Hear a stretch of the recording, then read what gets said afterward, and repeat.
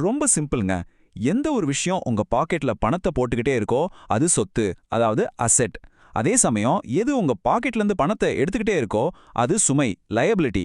இப்போ நீங்களே கொஞ்சம் யோசிச்சு பாருங்களேன். நீங்க வாங்க துடிக்கிற அந்த கார் 100% ஒரு சுமைதானே?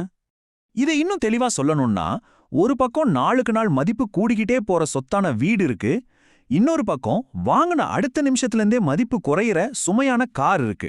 ஒரு ஸ்மார்ட்டான முதலீடு எப்படி இருக்கணும், உங்களை ஏழையாக்குற விஷயம் எப்படி இருக்கும் அப்படிங்கிறதுக்கு இதுவே ஒரு பெரிய உதாரணம். இங்க தான் உங்களுக்கு ஒரு மிகப்பெரிய ஷாக் காத்துக்கிட்டு இருக்கு.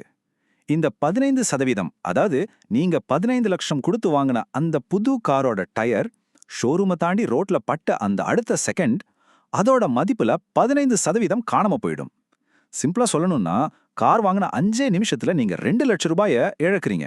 இதைத்தான் நாங்க தேய்மானம் இருக்கணும்னு சொல்றோம். இப்போ உங்களை நிஜமாவே அழிக்க போற அந்த கார் லோன் கணக்க பாப்போம்.